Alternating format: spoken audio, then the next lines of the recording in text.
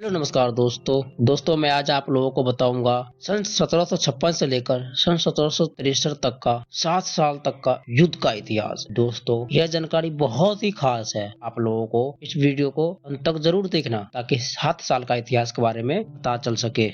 7 साल का युद्ध सन 1756 और सन 1763 के बीच में लड़ा गया। यह संघर्ष मूल्य विश्व युद्ध होने का दावा कर सकता है। उत्तरी अमेरिका और भारत में फ्रैंको ब्रिटिश लड़ाई यूरोप के एक सामान्य युद्ध का हिस्सा बन गई। सन 1754 में अमेरिका के संघर्ष शुरू हुआ जो ब्रिटिश और फ्रांसीसी उपनिवेशवादियों के बीच लंबे समय तक चले। सीमा विवाद के बाद शुरू हुआ। इसे स्थानीय रूप से फ्रांसीसी और भारतीय युद्ध सन 1754-63 के रूप में जाना जाता है। युद्ध की शुरुआत में ब्रिटिश सेना ने कुछ कठोर लेकिन मूल्यवान सबक सीखे। जुलाई 1755 में मेजर जनरल एडवर्ड के नेतृत्व में एक सेना फोर्ट ड्यूक्सने पर हमला किया और आगे बढ़ रही थी, जिसे फ्रांसीसियों ने पीटर्सबर्ग यूएसए के आधुनिक शहर में स्थापित किया था। जब मोनोघेला नदी के आसपास के जंगलों में फ्रांसीसी और स्वदेशी अमेरिका सैनिकों ने उस पर घात लगाकर हमला किया था।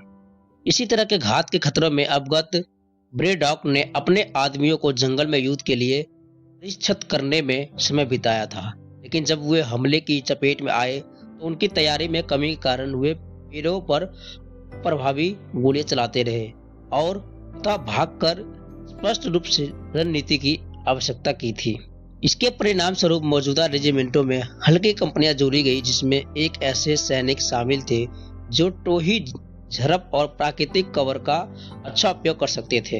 अगले कुछ सालों तक उत्तरी अमेरिका में संघर्ष और झड़पों और छापामारी से चिन्हित रहा, क्योंकि प्रत्येक पक्ष ने दूसरे किले और बस्तियों पर हमला किया। फ्रांसीसियों ने 1756 और फोर्ट विलियम हेनरी 1757 में जीत हासिल की। सन 1758 में मेजर जनरल जेफरी एम हस्ट ने लुसाई वर्ग आधुनिक नोवा स्कोटिया कनाडा में फ्रांसीसी किले पर कब्जा कर लिया। इसे ब्रिटिश को सेंट लॉरेंस नदी के ऊपर क्यूबेक तक आगे बढ़ाने तक का मौका मिला, जहां lieutenant general Louis marquis of Montcalm के नेतृत्व में 5000 फ्रांसीसी सैनिकों ने बेहद मजबूत स्थिति पर कब्जा कर लिया। 1759 में मेजर जनरल जेम्स वुल्फ के नेतृत्व में एक ब्रिटिश सेना रॉयल नेवी के जहाजों पर सवार होकर क्यूबेक पर कब्जा करने का इरादे में पहुंची। मोंटिकेलेम को काट दिया गया था, लेकिन उसकी स्थिति अभेग लग रही थी। ऐसा लग रहा था कि बस सर्दियों तक इंतजार करना होगा जब ब्रिटिश सेना को वापस जाने के लिए मजबूर होना पड़ेगा।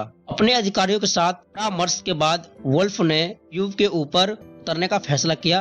12 सितंबर रात को जबकि सेना ने नीचे की ओर से एक मोड़ बनाया, वुल्फ लोगों ने अपनी नावों को छोड़ दिया और अब्राहम की ऊंचाई पर स्क्रीन चट्टानों के रास्ते पर चढ़ गए थे। सितंबर सन 1760 को मोंट्रियल ने भी हजारों द्वीपों की लड़ाई के बाद अंग्रेजों के सामने आत्मसमर्पण कर दिया। यह जीत यूरोकोवियन संघ के योद्धाओं की मदद से हासिल की थी। इस बीच में कैरिबियन में संयुक्त नौसेना और सेना के अभियानों पर कई फ्रांसीसी और बाद में स्पेनिश द्वीपों पर कब्जा कर लिया। इनमें ग्वाडेलोप कैरिबियन में फ्रांसीसी द्वीपों पर सबसे अमीर, जिसे 1759 में लिया गया था, और वे मार्टिनिक, जिसे 1762 में जब्त कर लिया गया था।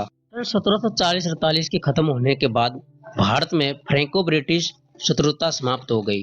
हालांकि वहां लड़ाई जारी रही। उदाहरण के लिए 1751 में अंग्रेजों ने फ्रेंच ईस्ट इंडिया कंपनी और उसके भारतीय सहयोगियों के आकोट का सफलतापूर्वक बचाव किया। 7 साल युद्ध के शुरू होने के संघर्ष और भी बढ़ गया। ब्रिटिश ईस्ट इंडिया कंपनी ने lieutenant colonel John Stringer Lawrence के नेतृत्व में अपने शस्त्र सेनाओं को पुनर्गठित किया और पहली बार एक निर्मित ब्रिटिश सेना इकाइयों 39वीं रेजिमेंट ऑफ फुट को उपमहाद्वीपीय में भेजा गया। लॉरेंस दक्षिण भारत में कर्नाटक के क्षेत्र पर विजय प्राप्त करने के लिए सफल रहे, लेकिन 1756 में फ्रांसीसी और उनके सहयोगी ने कलकत्ता में फोर्ट विलियम पर कब्जा कर लिया और अगले वर्ष जनवरी मेजर जनरल रॉबर्ट क्वेल्स ने इसे फिर आगे अपने कब्जे में ले लिया। तो दोस्तों ये सब जानकारी आप लोगों को कैसा लगा? अगर अच्छा लगा तो इस वीडियो को लाइक करें और चैनल को सब्सक्राइब करें। जय हिंद, जय भारत, धन्यवाद।